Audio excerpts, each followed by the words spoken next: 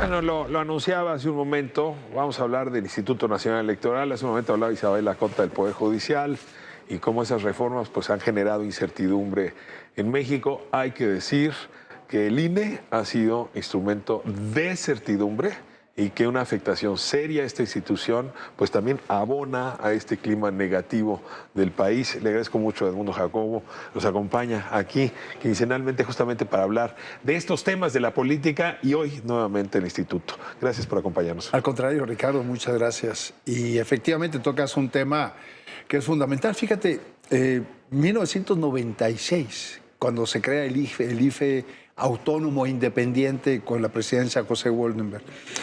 Y uno de los ejes centrales desde aquel momento fue crear un servicio civil de carrera fuerte en el instituto, porque el IFE nace en 96 heredando edificios, presupuesto y personal de la Secretaría de Gobernación. Acuérdate que existía el IFE, pero era presidido por el secretario de Gobernación.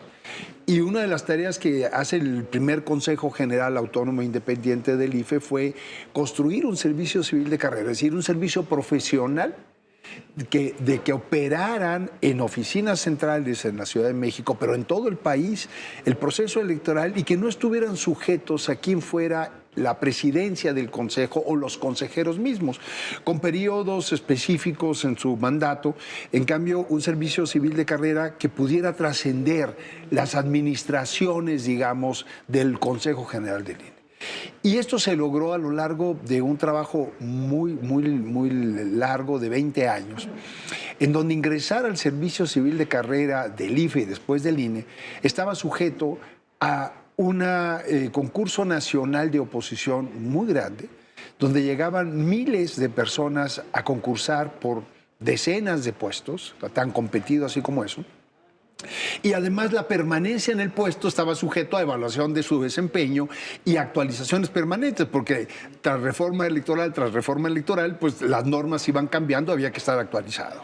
Este fue un eje central hasta la fecha de la operación del instituto, pero no solamente en términos de eficacia en la operación, sino de hacerse cargo de la autonomía y la independencia que eso significa, porque entonces estás formando un cuerpo de élite cuya permanencia... por sus conocimientos. Muchos conocimientos y cuya permanencia no está sujeto al favor de quién está en la presidencia del Consejo en turno o quiénes son los consejeros, sino al mérito, a la evaluación del desempeño y a la actualización permanente.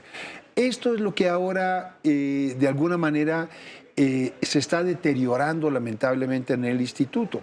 O sea, ayer daba la noticia pues, de un grupo nutrido de funcionarios y exfuncionarios del INE, justamente que habían hecho carrera dentro de la institución, advirtiendo que pues, o los están corriendo, algunos se han ido, pero ahora están llegando los recomendados, los amigos, casi como si fuera un reparto por cuotas de lealtad al oficialismo, la manera ahora de acceder al INE.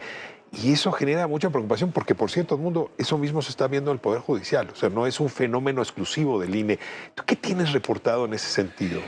Mira, es difícil tener números precisos en este momento, pero efectivamente en los últimos 3 años se habla de que probablemente han salido alrededor de un poco más de 1000 funcionarios de la institución. ¿De cuántos que hay en total? En total, entre lo que es el servicio civil de carrera, que debe andar del orden de los 2800, claro. Y suma administrativa, con todo el personal administrativo en conjunto, debe andar una plantilla de 17,000, 18,000 personas en todo el país, de los cuales como 2,800 son del servicio civil de carrera, que son el eje de operación de la institución, el eje de mando en todo el país, en los 32 estados, en los 300 distritos.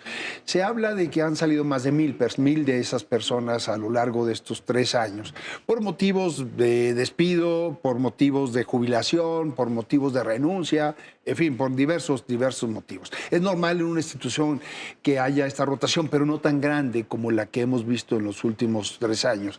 Y lo lamentable sería que se pierda este mecanismo de exigencia para el ingreso y la permanencia de este personal en la institución. Porque esto va aparejado con otra cosa, Ricardo, que viene desde el diseño del 96. la colegialidad, para que aquellos cargos que no son del servicio y que son línea de mando, sea el Consejo General quien designe a estos funcionarios de alto nivel. Esto cambió en los últimos años, incluso avalado por el propio tribunal, que dejó esta facultad en la presidencia del Consejo General, cuando la presidencia, la tarea que tenía desde el 96 era proponerle al Consejo, quien por 2/3 partes de sus miembros resolvía sobre las propuestas de la presidencia para designar los directores ejecutivos en los diferentes cargos.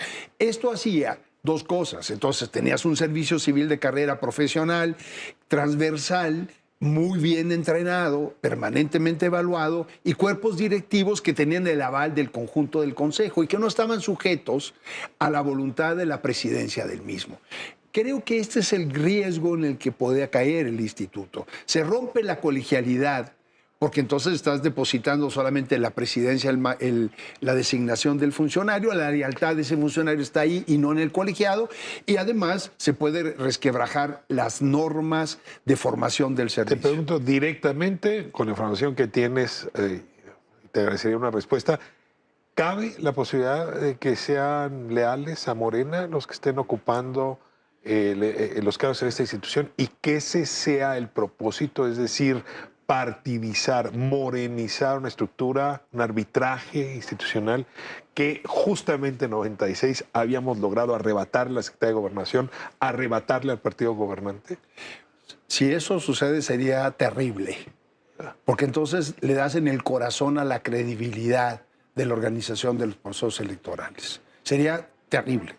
Sí, porque una cosa es lo que está en la letra de la norma y otra cosa es que esa letra encarna en personas que toman decisiones y que organizan de acuerdo a la norma la tarea tan delicada de recoger el voto del ciudadano. Sería terrible, Ricardo. 90% lealtad, no vaya a ser que esa norma y 10% capacidad, como decía el expresidente López Obrador, ahora se quiera aplicar en la autoridad electoral. Esperemos que no, porque entonces sí le das en el corazón a la credibilidad de los procesos electorales. Muchísimas gracias. Nos Al contrario, encontramos Ricardo, la semana un que gusto estar contigo.